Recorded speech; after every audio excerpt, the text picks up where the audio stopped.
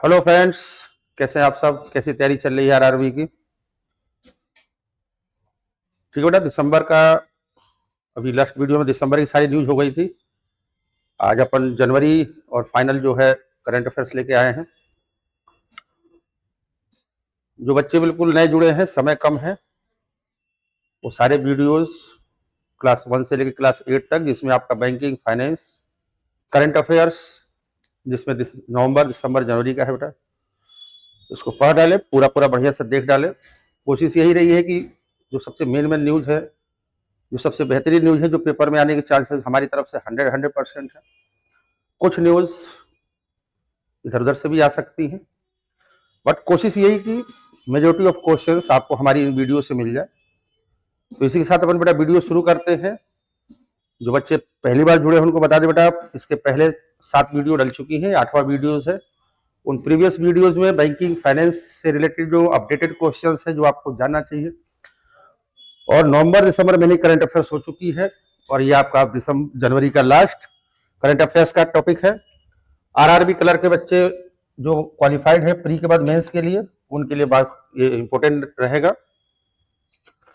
पहला न्यूज है बेटा, जर्मनी के चांसलर। ठीक बेटा, आपको पता होगा अभी हाल ही में जनवरी के महीने में स्टार्टिंग में ही जर्मनी के चांसलर भारत आए, उनका अच्छा स्वागत हुआ और कई सारी डील फाइनल की गई जर्मनी और भारत के बीच में।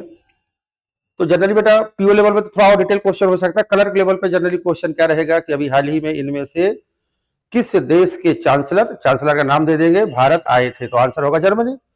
या क्वेश्चन घुमा देंगे कि अभी हाल ही में जर्मनी देश के चांसलर भारत में आए थे ऐसे ऐसे समझौते हुए, तो उनका नाम क्या था। यानी जब अपने देश से कोई आता है अपने देश में, या अपने देश से कोई बड़ा व्यक्ति डेलीगेट बाहर जाता है, तो अपने देश में जो आए हैं उनका नाम और पोस्ट यानी पद और किस देश से, ये 2-3 चीजें याद रखते हैं, बस उससे ज्यादा क्वेश्चन नहीं जाता। तो जर्मनी के बेटा चांसलर हैं, जर्मनी के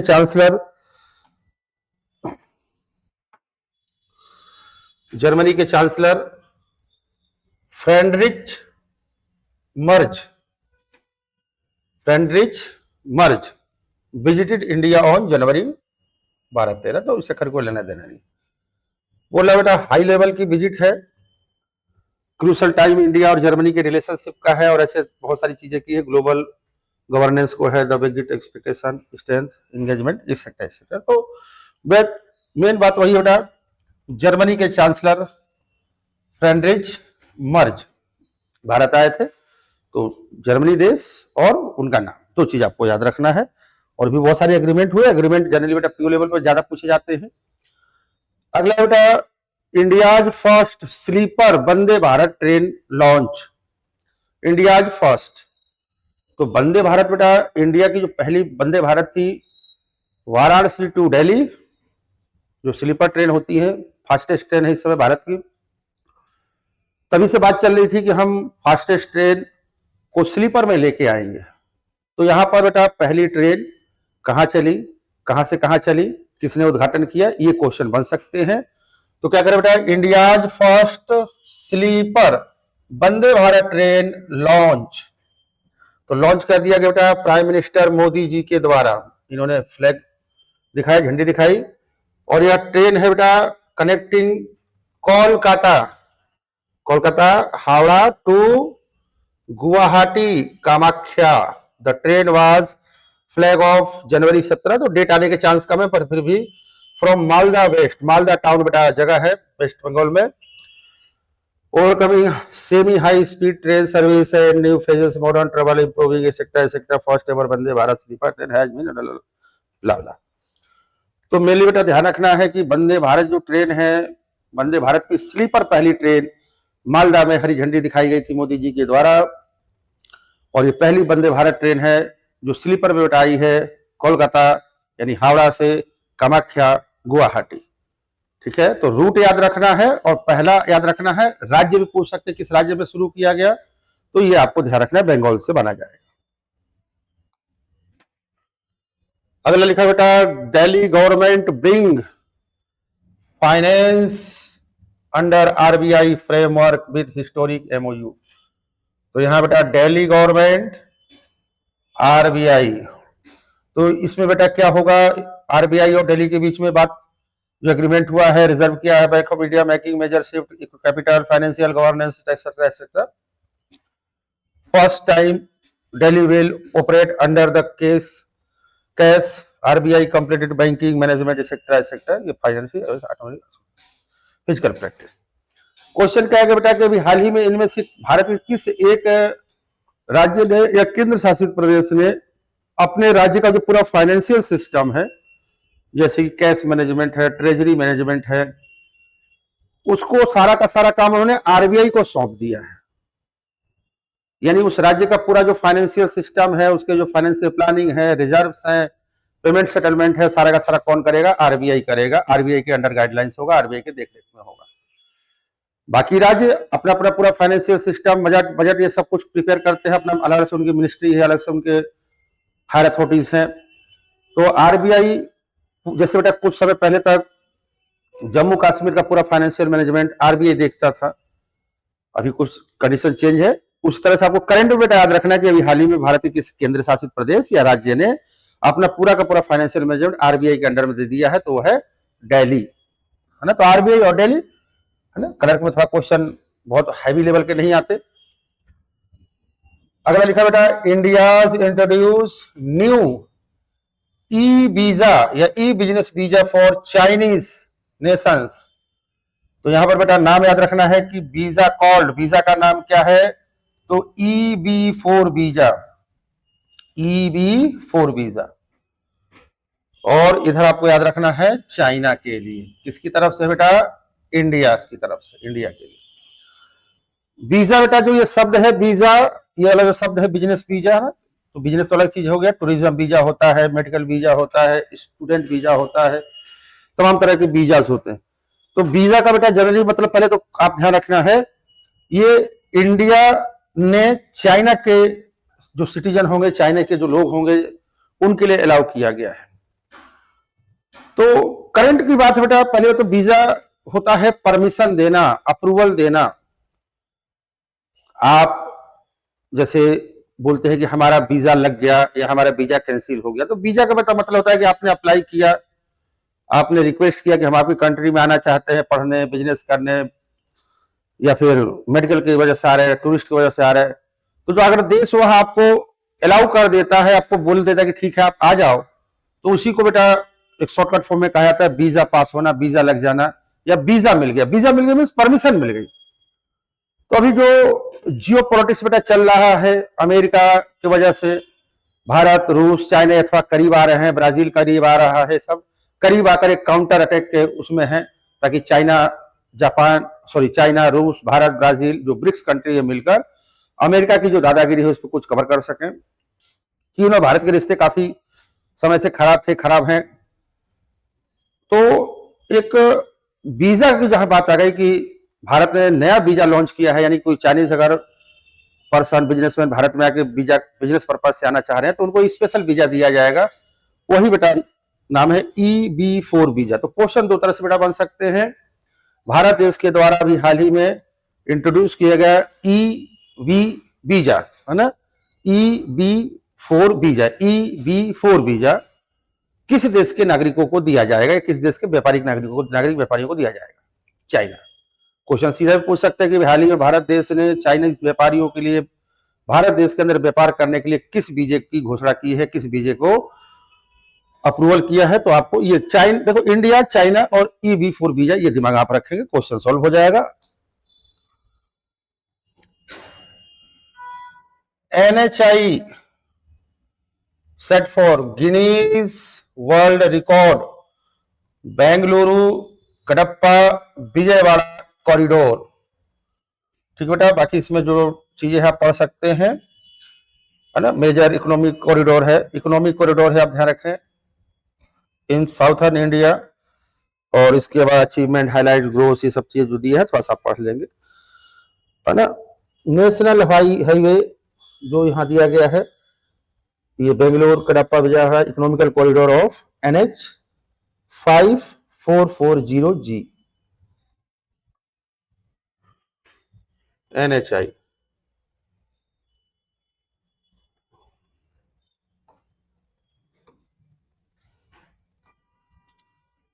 देखिए बेटा, एनएचआई यानी कि national highway authority of India, national highway authority of India. Highway, national highway यानी बेटा सेंट्रल गवर्नमेंट का काम है नेशनल हाईवे बनवाना, स्टेट हाईवे स्टेट गवर्नमेंट का काम है। तो इसमें नेशनल हाईवे यानी बेटा जो लंबे से लंबे डिस्टेंस को कवर करते हैं, 2 लेन, 4 लेन, 6 लेन, 8 लेन, अलग अलग लेंस के हाईवे बनाए जाते हैं। तो भारत में बेटा जो रोड कंस्ट्रक्शन यानी कि जो हाईवे का रोड कंस्ट्रक्शन होता है, हाईवे बनाए जाते हैं, वो सारी अथॉरिटी जिम्मेदारियां होती है एनएचआई की, शॉर्टकट में एनएचआई। तो एनएचआई बेटा अपना हाईवे बनाता है, क्रिएट करता है। रोड एंड ट्रांसपोर्ट मिनिस्टर है बेटा नितिन गडकरी जी। जब से ये बने हैं काफी पैसा, काफी बजट सैंक्शन किया है, जिससे भारत में हाईवे रोड कनेक्टिविटी बहुत फास्ट और तेजी से हुई है। अब आज दूसरा बताइए Guinness world of record, Guinness book of world record. तो आप समझ जानते ही बेटा गिनीज बुक में ऐसा कोई भी एक्ट, एक्टिविटीज शामिल किया जाता है जो इसके पहले ना हुई हो, या इससे कम समय में, इससे अच्छे समय में, या इससे अच्छा कोई ना कर रहा हो, जिसको कोई चैलेंज करने वाला ना हो, या चैलेंज किसी ने किया भी तो अब एक ही विजेता है। तो ऐसी किसी एक्ट, एक्टिविटीज को Guinness book of world record में शामिल किया जाता है, जो कि अपने आप में बहुत बड़ा सम्मान है।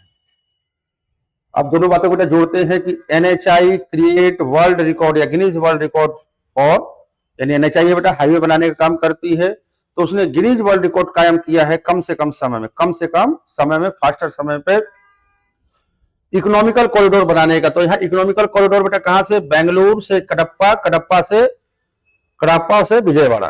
तो इसका नाम दिया गया बेटा बेंगलुरु कडप्पा विजयवाड़ा इकोनॉमिकल कॉरिडोर।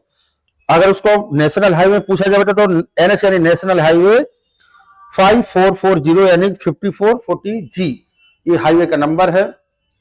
तो यहाँ 3 चीजें बेटा ध्यान रखना है।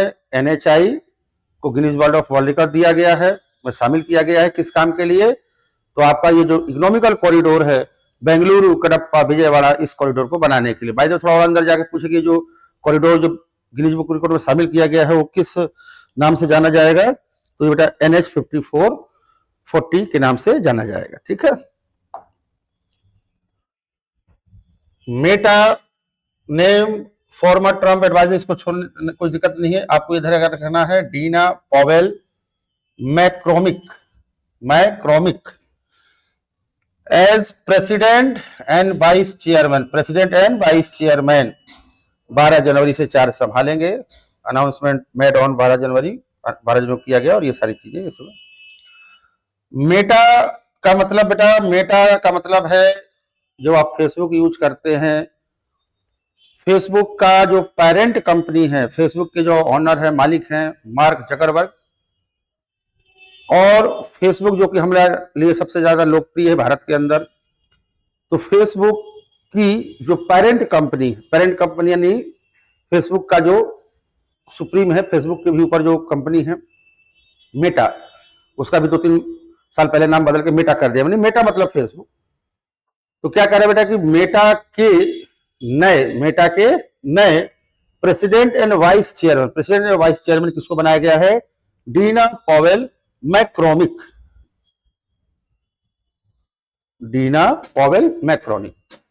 को मेटा का नया चेयरमैन बनाया गया है बेटा, प्रेसिडेंट बनाया गया है, वाइस चेयरमैन है, प्रेसिडेंट। तो यही जनरल क्वेश्चन रहेगा, क्योंकि मल्टीनेशनल कंपनी है, बड़ी कंपनी है फेसबुक मेटा, तो इतने बड़े पे बड़ा अपॉइंटमेंट होना भी क्वेश्चन का फॉर्म बन सकता है। ये न्यूज बहुत इंपॉर्टेंट है बेटा। मेघालय जो राज्य है, gets its first women chief justice, और यहां पे आपको नाम लिखना है, जो नाम याद रखना है, justice Revati Mohite Dere,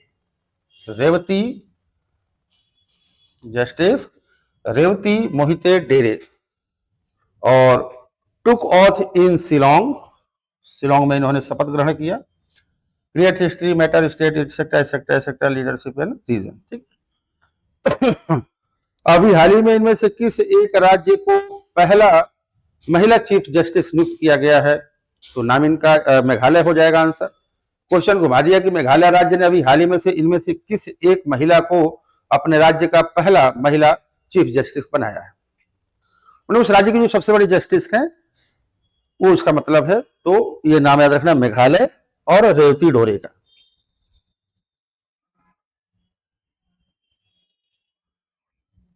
India become first country, यानी पूरे वर्ल्ड में फर्स्ट कंट्री जो कमर्शियली प्रोड्यूस बायोबिटुमिन। बायोबिटुमिन, अब इसके बारे में क्या लिखा बेटा, देखो ऐसे पूरी वही चीज लिखी, first country in the world, first country in the world to commercially produce biobitumen for use in road construction.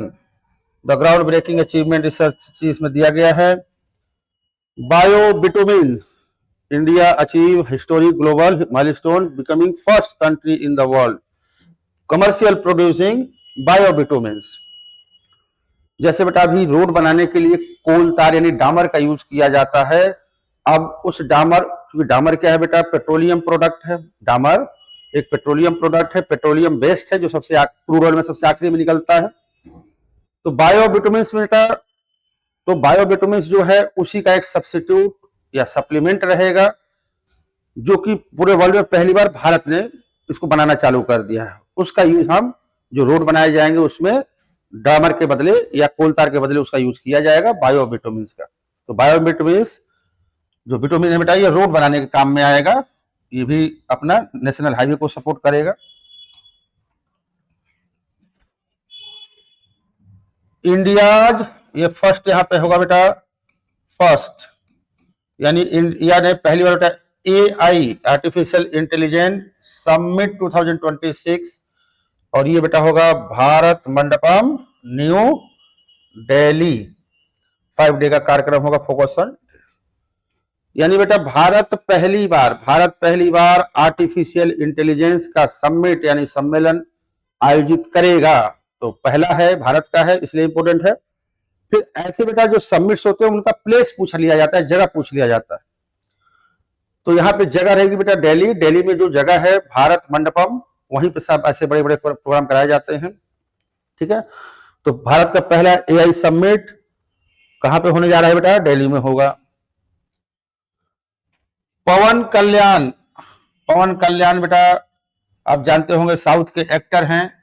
Become first Indian to receive rare samurai martial art honour, और किसने बेटा दिया है, तो ये जापान का यहाँ पे नाम आएगा कि समुराई जो है जापानीज है ना, जापानीज समुराई शॉर्ट वाला केस आता है, तलवारबाजी जो होती है। बाकी selected few non-Japanese practitioner worldwide and high India growing pressure इस सब।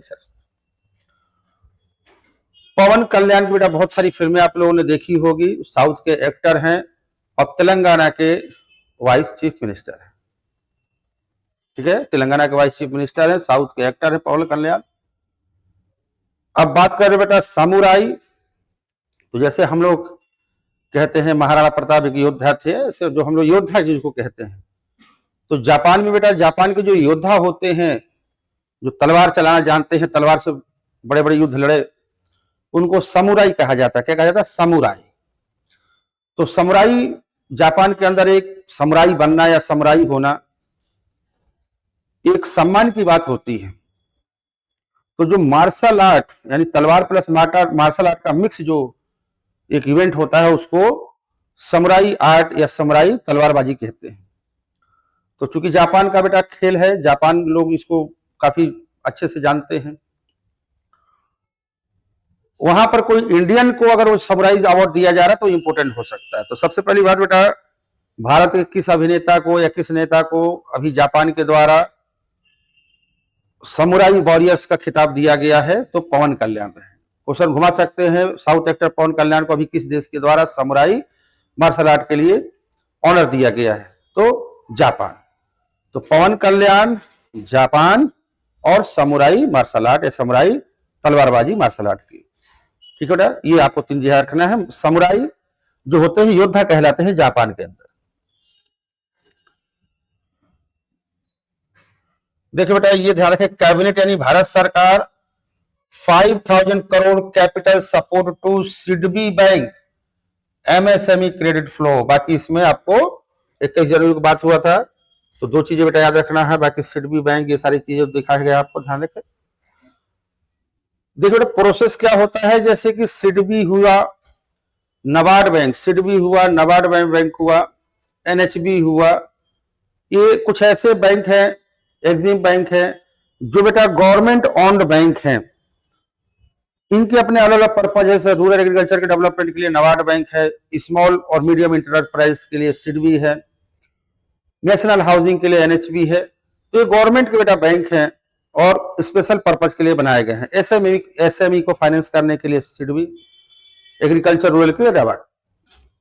तो चूंकि ये कमर्शियल बैंक नहीं है, तो इनको जो अपनी एक्टिविटीज परफॉर्म करनी है, जो प्रीवियसली लोन इन्होंने दे रखे बांट रखे, उससे आने वाले रेट ऑफ इंटरेस्ट इनको खर्चा भी निकालना है और क्रेडिट ग्रोथ भी कराना है। तो इसलिए सरकार समय समय पर टारगेट करके इन संस्थाओं में कुछ कैपिटल इन्फ्यूज करती है, कैपिटल यानी पैसा देती है कि भाई ये पैसा और पकड़ लो और काम को अच्छे से बढ़ाओ। तो ये आपका करंट है प्लस बैंकिंग का सिस्टम है, क्वेश्चन मिलाकर दोनों को देखा जाए तो इसलिए ये इंपॉर्टेंट हो सकता है कि अभी हाल ही भारत सरकार ने इनमें से किस एक बैंक को 5,000 करोड़ रुपए का कैपिटल इन्फ्यूज किया है, तो आंसर सिडबी बनेगा। क्वेश्चन घुमा दिया बेटा कि अभी हाल ही भारत सरकार ने सिडबी बैंक को पूंजी निर्माण के लिए या कार्य क्षमता बढ़ाने के लिए कितने रुपए का अनुदान दिया है, तो 5,000 करोड़ हो जाएगा। फिर आ सकता है बेटा एसएमई का फुल फॉर्म, तो एसएमई का बेटा फुल फॉर्म एम फॉर, वैसे नॉर्मली एसएमई होता है माइक्रो और जो दिया गया बेटा, तो M for micro small and medium, micro small and medium enterprises. तो भारत के अंदर बेटा एमएसएमई यानी माइक्रो स्मॉल मीडियम इंटरप्राइजेस को फाइनेंस करने की जिम्मेदारी किसकी रहती है, वो सिडबी बैंक की है। तो सिडबी बैंक और अच्छे से काम कर सके, ज्यादा एसएमईज को कैश फ्लो पहुंचाया जा सके, तो भारत सरकार ने 5,000 करोड़ दिए। ठीक है, सिडबी बैंक का हेडक्वार्टर बेटा लखनऊ में है, सिडबी बैंक का हेडक्वार्टर लखनऊ में है, याद रख सकते हैं। देखो बेटा बैंकिंग से जुड़ा हुआ है Tripura Gramin Bank. Tripura Gramin Bank India's first solar powered ATM van, van यानी गाड़ी। अभी हाल ही में इनमें से किस एक ग्रामीण बैंक के द्वारा, आरआरबी से आरआरबी का रिलेशन है, क्वेश्चन बनने के चांस पूरा है कि इनमें से किस एक ग्रामीण बैंक के द्वारा भारत का पहला सोलर पावर्ड एटीएम चलाया गया है, लगाया गया है, तो त्रिपुरा ग्रामीण बैंक। कहां पे बेटा, त्रिपुरा ग्रामीण बैंक है ना। बाकी उसमें एटीएम बैन है, इसको मोबाइल बैंकिंग बेटा बोलते हैं। मोबाइल बैंकिंग यानी कि एटीएम को किसी गाड़ी उड़ी पर रख दिया है ना, एटीएम किसी गाड़ी पर रख दिया, छोटे से लोडर पर रख दिया और उसका एक टाइम फिक्स कर दिया कि 1 घंटा यहाँ रहेगी, 1 घंटा उस चौराहे पे, 1 घंटा उस चौराहे पे, 1 घंटा उस चौराहे पे। तो इस तरह से वह एटीएम एक गाड़ी पे अपलोड कर दिए जाते हैं, चाहे उसको इंस्टॉल कर दिया जाता है और वो अपने पहले से डिफाइंड एरियाज प्लेसेस पर टाइम टू टाइम वहां तक मूव करते रहते हैं। मूव करके लोगों को बैंकिंग सर्विस पहुंचाना बेटा दैट्स कॉल्ड मोबाइल बैंकिंग। किसी गाड़ी पे, ट्रक पे एटीएम को रख के, चाहे बैंक का पूरा स्टाफ रख के उसको जगह जगह पे इकट्ठा किया जाए, कभी यहाँ कभी यहाँ कभी यहाँ मूवमेंट कराया जाए, तो इसको कहा जाता है मोबाइल बैंकिंग। ठीक है बेटा, सोलर पावर एटीएम है, यानी कि एटीएम को चलने चलाने के लिए जो उसको एनर्जी चाहिए वो सोलर पावर, सोलर पैनलों से आएगी। तो इसलिए बेटा ध्यान रखें कि Tripura Gramin Bank India's first solar powered ATM ban यानी बैन पे चलाया जाएगा। मोबाइल बैंकिंग इसी को कहते हैं बेटा। अगला बहुत इंपॉर्टेंट न्यूज बेटा, मारुति सुजुकी, मारुति बेटा भारत की, सुजुकी जापान की, mega car plant in Gujarat. और गुजरात में बेटा कहां याद रखेंगे, खोराज, खोराज भी याद रखेंगे।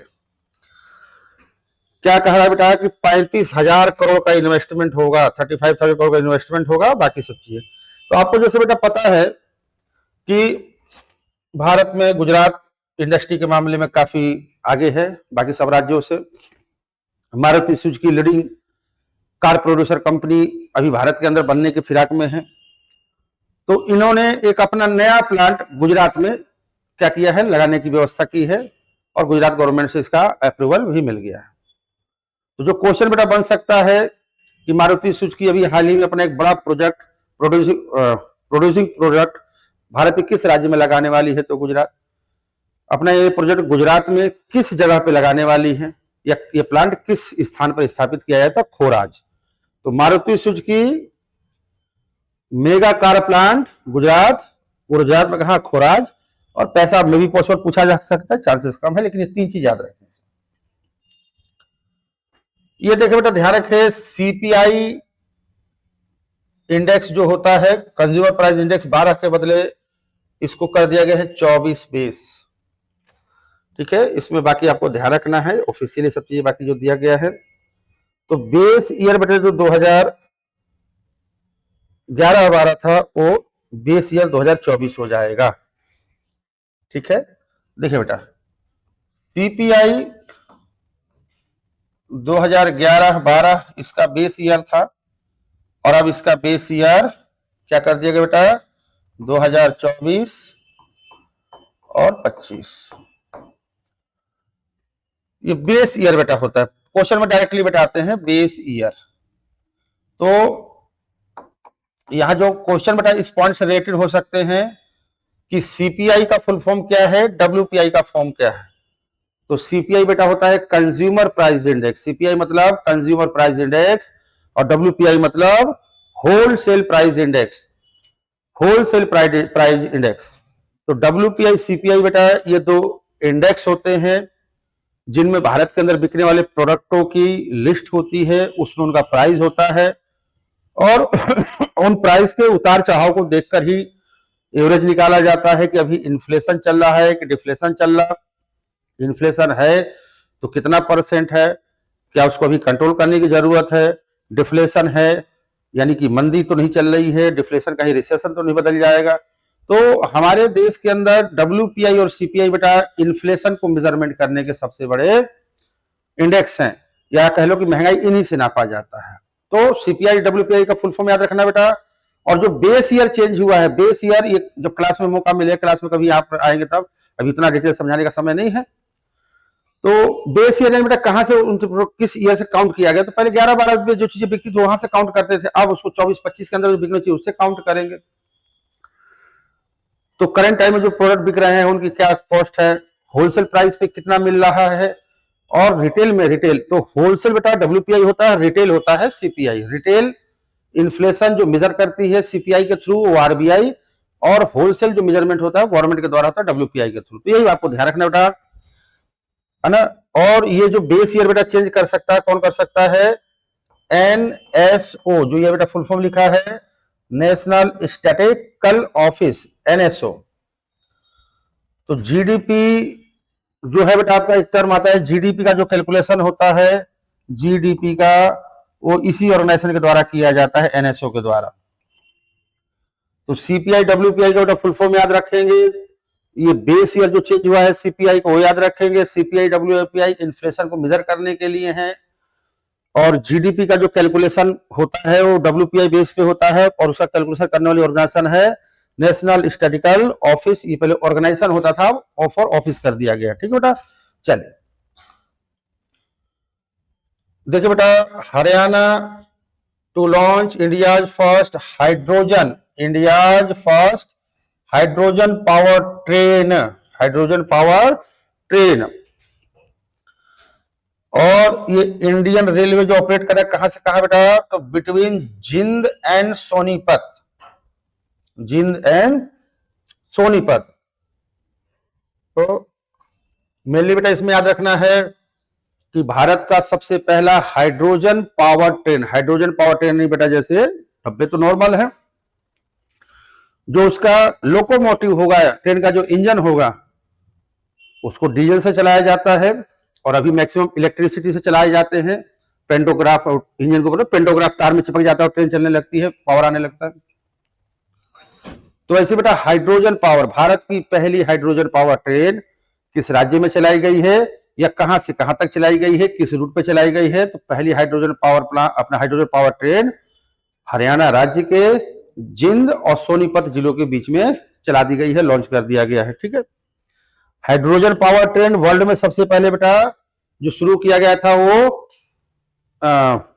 सॉरी एशिया में चाइना के द्वारा शुरू किया गया था, और वर्ल्ड में जो सबसे पहले हाइड्रोजन पावर ट्रेन थी बेटा वो यूरोपियन कंट्री, शायद वही क्लियर नहीं आ रहा, ये जर्मनी या एक इसी दो देशों में से किसी के पास है, अभी एग्जैक्ट दिमाग पे क्लिक नहीं कर रहा है, पर अपने खाने वाले के अपने, ये ऐसा नहीं कि वर्ल्ड में है, वर्ल्ड में पहले भी हाइड्रोजन पावर ट्रेन चल चुकी है, एशिया में चाइना पहले चला चुका है, और अब भारत की बारी है। ठीक है, तो जिंद सोनीपत याद रखा। ठीक है बेटा, Indian army declare 2002 as a year of networking and data centricity. ठीक है, चीफ ऑफ आर्मी स्टाफ और जनरल, है ना, आर्मी के बेटा जो जनरल हैं इस समय, जो आर्मी के जो हेड है इंडियन आर्मी के, जनरल उपेंद्र द्विवेदी जी हैं। और बाकी इसमें कोई और चीज आपको याद करने वाली जरूरत नहीं, कैपेबिलिटी है, इंडियन आर्मी है, ये सारा कुछ। ठीक है, तो जैसे बेटा एक मोटो होता है, मोटिव होता है किसी ऑर्गेनाइजेशन का, संस्थान का, कि इस पूरे साल में हमको क्या करना है, कैसे करना है, तो उसका एक स्लोगन रिलीज कर दिया जाता है। क्योंकि भारत की बेटा सबसे बड़ी ऑर्गेनाइजेशन है इंडियन आर्मी, भारत की सबसे बड़ी ऑर्गेनाइजेशन है इंडियन आर्मी, थल सेना। तो उन्होंने एक मोटो दिया है, एक नारा दिया है इस साल के लिए, तो वही क्वेश्चन पूछा जा सकता है बेटा कि भारतीय सेना ने, इंडियन आर्मी ने सन 2026 को किस रूप में सेलिब्रेट करने की बात कही है, या उसमें उसका मोटिव क्या है। तो 26 को बेटा year of networking and data centricity, ये आपको याद रखना है। और जर्नल है बेटा उपेंद्र द्विवेदी जी इसमें, इंडियन आर्मी के। ये मिलिट्री एक्सरसाइज है बेटा Dosti 17 India Maldives Sri Lanka, the joint naval drill, यानी जो नौसेना है इनका है, India Sri Lanka begin held in Male यानी कि बेटा मालदीव की कैपिटल क्या है बेटा, माले। तो जैसे बेटा पहले की वीडियो में भी एक आध हमने इस तरह की न्यूज पढ़ाई और बताया है कि जब कभी 2 देश 3 देश 4 देश मिलकर उनकी जो मिलिट्री है आपस में एक्सरसाइज करती है, उसको बोलते हैं बेटा ज्वाइंट मिलिट्री एक्सरसाइज। क्या बोलते हैं? Joint military exercise. तो उसी कड़ी में बेटा ये भी आप याद रखिएगा कि भारत, मालदीव और श्रीलंका की जो नेवी है ना, सेनाओं में नेवी, जो तीनों की जो नेवी है, उन्होंने मिलकर मालदीव की राजधानी माले में ज्वाइंट एक्सरसाइज किया है। तो तीनों देशों के नामों को लेकर क्वेश्चन बन सकता है, या तीनों देशों का नाम देकर ज्वाइंट एक्सरसाइज इनमें से किस देश में हुआ या किस जगह पे हुआ, या उसका नाम क्या रखा गया है। तो दोस्ती 17 ये एक्सरसाइज का बेटा नाम है, दोस्ती 17 बिगिन इंडिया ना। तो इसमें इंडिया, मालदीव, श्रीलंका है, नेवी की ड्रिल है और मेल। ठीक है, पेसा एक्ट। तो पेसा एक्ट में बेटा सबसे पहला क्वेश्चन सुन ले, इसका फुल फॉर्म बेटा पूछा जा सकता है। पेसा का फुल फॉर्म बेटा panchayat extension to schedule area act, panchayat extension to scheduled area act यानी कि पेसा। और ये झारखंड राज्य में बेटा लागू कर दी गई है। PESA act implemented in Jharkhand after 25 year, है ना। झारखंड बेटा 2000 में बना था, तो 25 साल पूरे हो चुके हैं। और इसमें बेटा कम्युनिटी इन शेड्यूल एरिया, है ना, promises greater self governance for tribals community in scheduled areas, however the new rules have speaking सारी चीजें truly empower ग्राम सभा और remaining symbolic on paper, Jharkhand has implemented PESA left after decade of delay, मतलब बहुत delay करके इसने किया है। झारखंड में बहुत पहले लागू हो जाना चाहिए था, डिले कर दिया और डिलेड।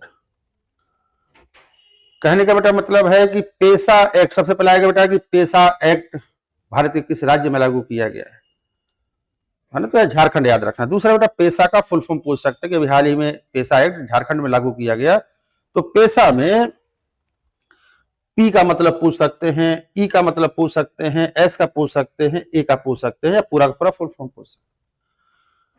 तो पेसा एक्ट बेटा जो है, जैसे जो हमारे शेड्यूल ट्राइब्स हैं, जो जाति जनजाति हैं, जो जंगलों के आदिवासी जिनको अपन कह सकते हैं, उनको इंपावर्ड करना, यानी कि अपने गांव में, अपने शहर में, अपने क्षेत्र में, अपने एरिया के अंदर क्या काम होना है, क्या नहीं होना है, कैसे होना है, कितना होना है, इस बात का निर्धारण, इस बात को तय करेंगे वहां के लोग ही, कम्युनिटी के लोग ही। वो लोग मिलकर, यानी सरकार कोई प्लान लेके जाती है तो उसमें उनका कोऑर्डिनेशन जरूरी है, उनका जो क्या बोलते हैं इन्वॉल्वमेंट जरूरी है। फिर जैसा डिसीजन निकलेगा तो मिलजुल कर निकलेगा। ग्राम सभाएं, ग्राम पंचायतें, ये सब अपना निर्णय खुद ले सकती हैं, ये कानून कहलाता है। तो इसके तहत ये होता है बेटा कि सरकार की जो अच्छी योजनाएं हैं वो तो जाएंगी, कुछ ऐसी योजना है जो उस समय, कोई ऐसी योजना है जो किसी एरिया में जरूरत है, किसी एरिया में जरूरत नहीं है, तो जिस एरिया में जरूरत नहीं लोग कह सकते हैं भाई कि हमको इस योजना के बदले इसमें ये ऐसे फैसिलिटी करके दे दो, हमें इस तरह का इंपावरमेंट दे दो, तो लोकल्स लोग उसको अपने चलाएंगे, अपने एरिया को, अपनी जगहों को, वहां के डेवलपमेंट को सरकार की मदद से। वही पैसा एक्ट बेटा कहलाता है। ट्रांसलेट जेम्मा, जेमिनी बेटा का आपने नाम सुना होगा, गूगल का है ना, गूगल का आर्टिफिशियल इंटेलिजेंट वो प्लेटफॉर्म है, और ये जेम्मा 3 करके सब आया, तो ज्यादा इसमें कंफ्यूज आपको नहीं होना है। सबसे पहले याद रखना बेटा कि जेमिनी या जेमा, जेमिनी या जेमा, इनमें से किस कंपनी का आर्टिफिशियल टूल है? तो जेमिनी या जेमा ये गूगल का है। अब गूगल ने ट्रांसलेट यानी जेमा में ट्रांसलेट जेमा ओपन ट्रांसलेशन मॉडल लॉन्च कर दिया गया है 55 लैंग्वेजेस, 55 अलग अलग भाषाओं में। और ये जो बेटा है 55 ही ग्लोबली लैंग्वेज है, ग्लोबल यानी अपने इंडिया का भी उसमें है एडवांस एआई ट्रांसलेशन। कहने का बेटा मतलब है कि ट्रांसलेट जेम्मा जो है वो अपने फोन में इंस्टॉल करें, या चाहे जहां से आप सुन सकते हो उसमें इंस्टॉल किया जा सकता है। आपने उसको लगा रखा है, 55 भाषाएं उसमें एक साथ या एक समय पर ट्रांसलेट की जा सकती हैं। मान लो आप ऐसे क्राउड में खड़े हैं जहां सपोज करो कि ये 55 अलग अलग भाषा बोलने वाले लोग एक साथ खड़े हैं और एक साथ किचिबिची वो लोग कर रहे हैं, तो ट्रांसलेट जेम्मा आपको मदद करेगी। मान लो आपने हिंदी सेलेक्ट कर लिया कि भाई मुझे ये बाहर कुछ भी चल रहा है उसको हिंदी में समझना है, तो आपने हिंदी सेलेक्ट कर लिया है, तो कोई कुछ भी कैसे भी किसी भाषा में बोल रहा होगा उन 55 भाषाओं में, तो हिंदी में कन्वर्ट होकर आपको सुनाई पड़ने लगेगा। मतलब ये फ्यूचर की या कह लो अभी हाल फिलहाल की एक टेक्नोलॉजी है, क्योंकि लोग ग्लोबल होते जा रहे हैं, एक देश से दूसरी जगह, जगह से तक आना जाना बहुत आम बात हो गई है। तो लैंग्वेज एक बैरियर ना बन पाए, तो वहां पर ये बहुत ज्यादा रिवोल्यूशनरी होने वाला है। ट्रांसलेट जेम्मा के जैसा ही बेटा भारत के अंदर भी एक है भाषिनी एआईएफ है, जो कि इंडियन भाषा, मतलब आपको हिंदी या इंग्लिश में सुनना हो तो इंडिया के अंदर जो जितनी भी अपनी भाषाएं हैं वो सारी भाषाएं को तुरंत ट्रांसलेट कर सकता है, उसका नाम है भाषिनी। तो इंडिया का जो बेटा लैंग्वेज ट्रांसलेट को चेंज करने वाला या लैंग्वेज ट्रांसलेट को ट्रांसलेट करने वाला जो आर्टिफिशियल इंटेलिजेंस, उसका नाम है भाषिनी। इसका मोदी जी ने उद्घाटन किया था करीब 2-2.5 साल पहले, 2 साल करीब पहले। अब गूगल का बेटा क्या है, गूगल का ग्लोबली है, ग्लोबली करीब 55 जो भाषाएं हैं, 55 लगभग सब मेन भाषाएं आ जाती हैं। तो ट्रांसलेट जेम्मा कितनी भाषाओं को ट्रांसलेट करने कैपेबल है? तो 55 ग्लोबल भाषा। किसका है? गूगल का है। भारत के लिए कौन सा ऐसा काम करता है? भाषिनी।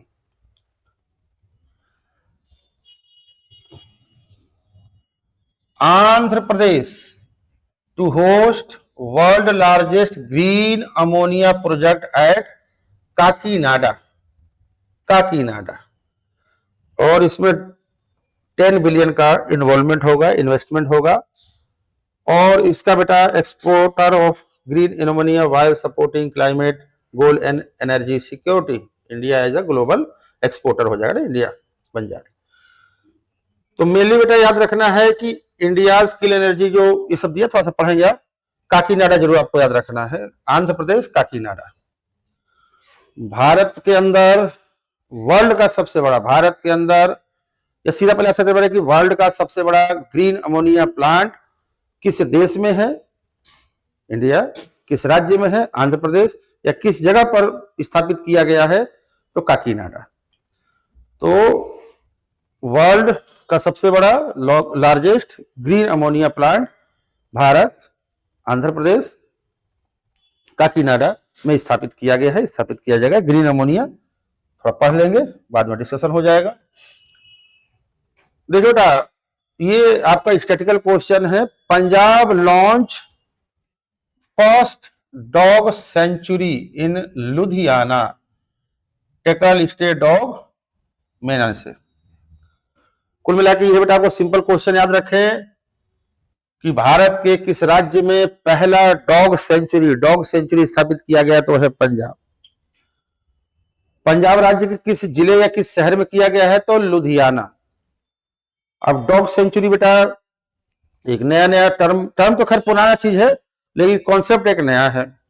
जैसे आपने सुना होगा बेटा वर्ड सेंचुरी, वर्ड सेंचुरी यानी जहां पे एक नेचुरल हैबिटेट है।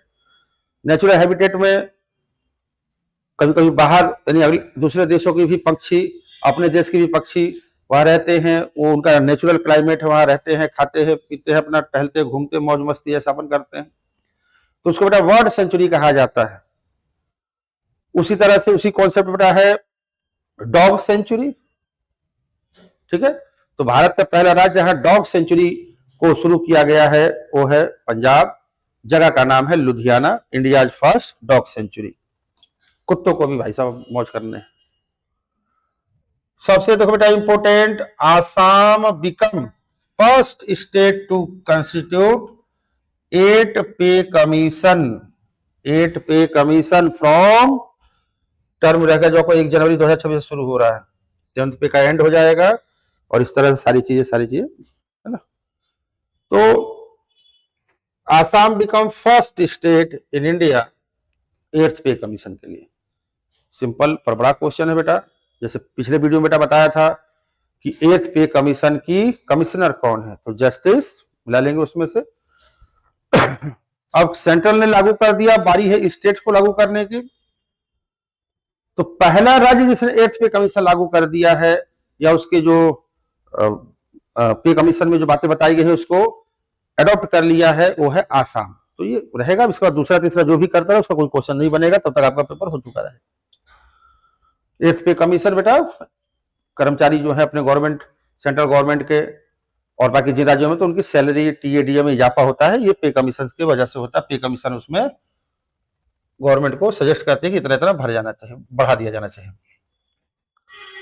Abu Dhabi rank world safest city for 10th consecutive years. ठीक है बेटा, तो न्यूज में कोई ऐसा नहीं, आप तुरंत देख के समझ जाएंगे।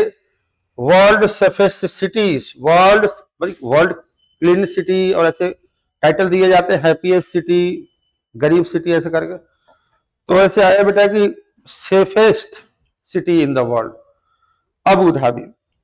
यदि करने का मतलब है बेटा कि अबू धाबी जो शहर है, समझ गए आप लोग, पूरे वर्ल्ड में सबसे सेफेस्ट है क्राइम को लेकर, और बाकी जितनी भी तरह की दिक्कतें हो सकती है एक शहर के अंदर, उन सब में सबसे बेहतरीन दुबई आपका अबू धाबी को माना गया है।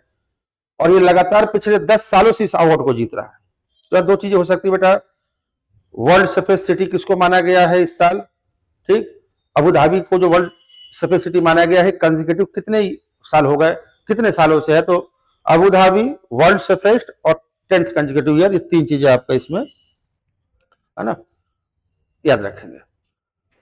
आपने सुना बेटा हाथ के बदले हाथ, आंख के बदले आंख, जो सजाएं दी जाती है ना, बिल्कुल सबसे छोटा संविधान की, मतलब तुरंत पकड़ा, तुरंत किया, तुरंत काटा मारा करके उसका सजा दिए, खत्म कर दिया। तो ये सब कारण होते हैं जिससे कि ये सब लोग वहां कुछ क्रिमिनल एक्टिविटी करने में काफी डरते हैं कि सीधे जान से ही जाएंगे। कोई इस केस में जो होगा देखा जाएगा, 99% केसेस में तो उड़ा ही दिया जाता है, जाओ निपटो। देखो बेटा, Indian army create modern warfare forces Bhairav with 1 lakh drone operatives. Bhairav बोलते ना, भैरव भैरव भैरव, काल भैरव, नाम में ही बिल्कुल खतरनाक बोले भैरव। जैसे अपने देश में बेटा स्पेशल फोर्सेस है, जैसे black cat commando, black cat commando, black cat commandos होते हैं, एसपीजी के कमांडो होते हैं, नेवी की सील कमांडिंग जो अपने होती है, वैसे ही मतलब अलग अलग ये मतलब स्पेशल फोर्सेस है, मतलब स्पेशल टाइम पे यूज की जाती है। नॉर्मल फोर्स तो देश की रक्षा सुरक्षा युद्ध लड़ने के लिए ही, पर स्पेशल कंडीशन पर बनती है, स्पेशल कंडीशन को डील करने के लिए ट्रेंड किए जाते हैं। वैसे बेटा आने वाले समय में तो कुल मिलाकर बेटा पहले आप देख रहे हैं कि इंडियन आर्मी ने जो नया एक कमांड या नया एक वॉरफेयर फोर्स गठन किया है, उसका नाम क्या है, तो भैरव। क्या नाम है बेटा? भैरव। भैरव में भी हाल फिलहाल बेटा 1 लाख सैनिकों को, कितने, 1 लाख सैनिकों को जो ड्रोन ऑपरेट कर सकते हैं। और ड्रोन का यूज बेटा बहुत सारे यूज है, अपन जितना सुने हैं जानते हैं, उससे ज्यादा ड्रोन का यूज होता है डिफेंस में। तो ड्रोन से निगरानी रखना, उसमें जाके जो कहते हैं ना स्पाई यानी कि जासूसी करना, समय पे कहीं जाए कोई मिसाइल गिरा देना, कहीं बम गिरा देना, किसी को टारगेट करके उड़ा देना, ये सब आजकल ड्रोन से ज्यादा हो रहे हैं, किए जा रहे हैं और सेफेस्ट है। तो उन ड्रोन मतलब एक ऐसी फोर्स जो ड्रोन के साथ ऑपरेट करेगी, ड्रोन के साथ हमला कर सकती है, उसी को नाम रखा गया था भैरव। भैरव मतलब काल भैरव आपने नाम सुना होगा, तो भैरव उस नाम पर रखा गया है। खतरनाक फोर्स, खतरनाक नाम। देखिए बेटा ये न्यूज थोड़ा इंपॉर्टेंट हो सकती है। चीफ गेस्ट,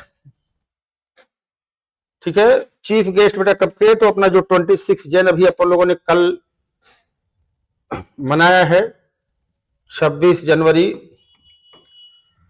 ये 2026 जो अपन ने मनाया, जो कि हमारे देश का 77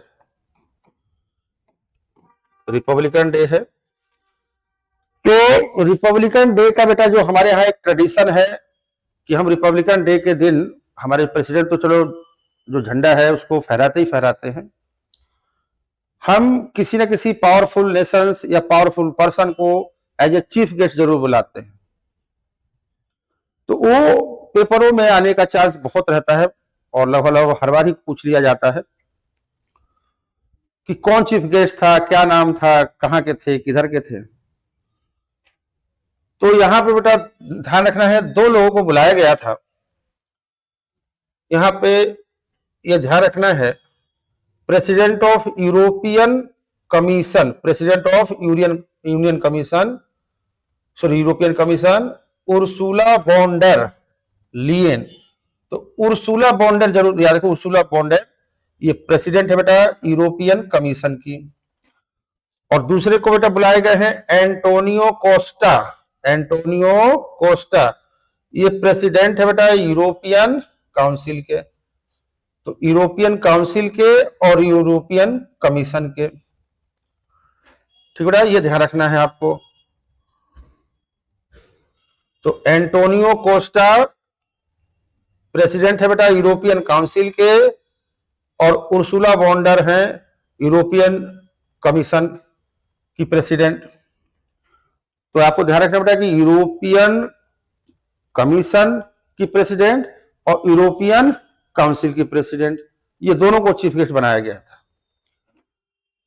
एक खास बात क्या है बेटा कि जो एंटोनियो कोस्टा है, भले ही ये यूरोपियन है, इस समय यूरोपियन काउंसिल के प्रेसिडेंट है, बहुत बड़ा पद माना जाता है, लेकिन ये मूल रूप से हमारे इंडियन ही हैं। इनकी फैमिली गोवा की रहने वाली है और गोवा से ही ये लोग, जो भी रीजन कारण है, ये लोग, इनकी जो फैमिली थी यूरोप पहुंची। तो ये मानते भी हैं एंटोनियो कोस्टा कि उनका जो रूट है वो इंडिया से ही जुड़ा है, गोवा से ही जुड़ा है। और आज समझिए बेटा कि अपना इंडियन ओरिजिन कोई पर्सन है और यूरोपियन यूनियन जैसे जो यूनियन है उसके अंदर यूरोपियन काउंसिल के बेटा प्रेसिडेंट है। तो ये 2 शख्स आते बेटा, तो मतलब दोनों का संबंध यूरोपियन यूनियन से है, यूरोपियन यूनियन के काउंसिल के प्रेसिडेंट और कमीशन के प्रेसिडेंट। यूरोपियन कमीशन के प्रेसिडेंट फीमेल आई थी और यूरोपियन काउंसिल के जो प्रेसिडेंट है वो एंटोनियो कोस्टा जी थे। तो ये सबसे इंपोर्टेंट बेटा रह सकता है आपकी न्यूज। और बाकी इसमें तो कोई ऐसा नहीं, इनके बारे में लिखा है कि यू की इनवाइट है, ये ठीक बेटा, ये थोड़ा देख ले। जो बच्चे नहीं समझ पा रहे बेटा यूरोपियन यूनियन, तो यूरोपियन यूनियन बेटा क्या होता है, European union, Africa union, African union, European union, तो बाकी को हटा दो। यूरोपियन यूनियन बेटा जैसे वर्ल्ड में जो कॉन्टिनेंट है, उस कॉन्टिनेंट में यूरोप भी एक कॉन्टिनेंट है, यूरोप भी एक महाद्वीप है। अब चूंकि उस महाद्वीप की बेटा है कि वहां बड़े बड़े देश नहीं, बड़े बड़े मतलब कि ऐसे पावरफुल है, लेकिन पॉपुलेशन वाइज चाहे समझ रहे आप, मतलब छोटे छोटे कंट्रियां हैं कई सारी, तो उन सब ने मिलके अपना एक यूनियन बना रखा है। उन सभी का यूरोप के अंदर आने वाली मैक्सी कंट्रियों ने मिलके अपना एक यूनियन बना रखा है। क्या बना रखा है? यूनियन। तो करीब 27 कंट्रियां हैं। यूरोपियन यूनियन में भी कितनी कंट्री है बेटा? 27 कंट्रियां हैं यूरोप की। तो यूरोप की 27 कंट्रियों ने मिलकर अपने आप को एक यूनियन बना रखा है। सब अपना अपना शासन प्रशासन अपने हिसाब से चलाएंगे, लेकिन मेजर जो डिसीजन होंगे, मेजर जो उनका डिसीजन होगा वो यूरोपियन यूनियन के द्वारा ही लिया जाएगा। यानी सब मिलकर एक बड़ी ताकत बनाते हैं, जो कि समय समय पर अमेरिका से भी भिड़ सकते हैं। तो एक संगठन है यूरोपियन यूनियन। तो यूरोपियन यूनियन यूरोपियन देशों के करीब जो 27 देश हैं, हालांकि ब्रिटेन जो है, ब्रिटेन भी यूरोप में ही आता है, लेकिन वो अभी अलग हो चुका है यूनियन से। तो यूरोपियन यूनियन जैसे बड़े यूनियन के दो प्रेसिडेंट को बुला लेना अपने चीफ गेस्ट तौर पर, उनका आ जाना, और फिर अभी हाल फिलहाल में कई सारे एग्रीमेंट साइन हुए हैं उन लोगों के साथ में। और आप पेपर हो जाएगा तो उसके बाद पढ़ेंगे इतनी सारी, जिसको मदर ऑफ ऑल डील कहा जा रहा है। मतलब अमेरिका जिस तरह से इस समय नौटंकी दिखा रहा है भारत के साथ, उसके हिसाब से पूरे वर्ल्ड में खलबली मची हुई कि मतलब भारत ने यूरोपियन यूनियन से इतने तगड़े तगड़े, इतने बड़े बड़े डील कैसे साइन कर लिए। और बाकी बहुत सारी चीजें हैं जो आप पढ़ेंगे समय के हिसाब से, तो ये बेटा इंपॉर्टेंट रह सकता है। और इसके साथ ही अब हमारा बेटा जो